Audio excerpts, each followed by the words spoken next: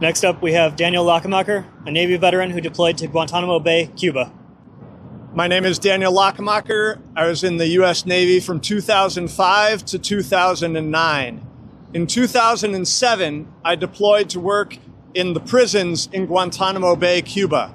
I continued there into 2008, eventually returned to my stateside permanent duty station. After coming back from that experience, I eventually came to file a request to be discharged from the Navy as a conscientious objector. This is a right that every member of the United States military has, to request discharge as a conscientious objector.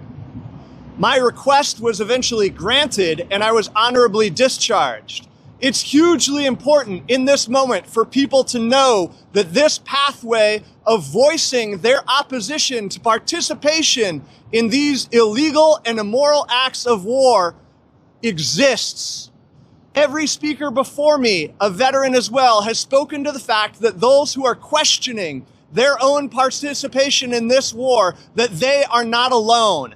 I am an example of how much of a difference it can make when people who are currently in the military learn about organizations such as About Face Veterans Against the War, learn about the GI Rights Hotline and the services that they provide, learn that there is an organization in DC called the Center on Conscience and War that has decades of experience counseling those through the process of discharge as a conscientious objector.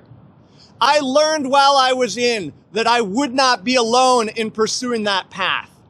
At that point in time, About Face Veterans Against the War existed under the name Iraq Veterans Against the War.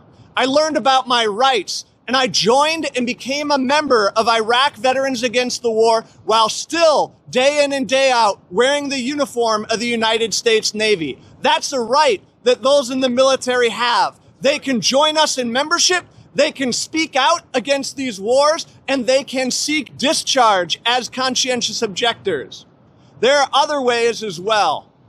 And it's so crucial that word gets out through the media, through our communities, as there is mass opposition from the people in the U.S. right now to what is going on in these wars. That opposition needs to extend beyond a thank you for your service to people when they come home. It requires action from community members, action from media institutions to be conducting interviews and putting word out about what can be done to oppose these illegal and immoral wars.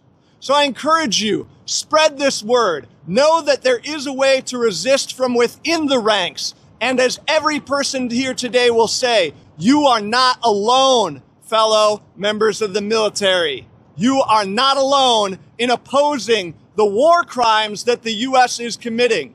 Let us not forget that this war started in the first bombing run with the U.S. killing more than 100 school children in Iran.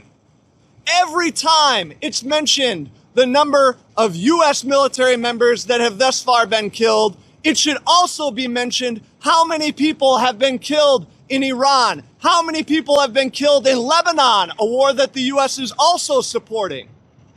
It is imperative that we, now as veterans and we as fellow community members, show our support, not just in word, but in deed, to those who are getting tasked with these deployments. Join us at About Face Veterans Against the War. Reach out to the GI Rights Network. Contact the Center on Conscience and War. Any one of these organizations will support you and more. Thank you.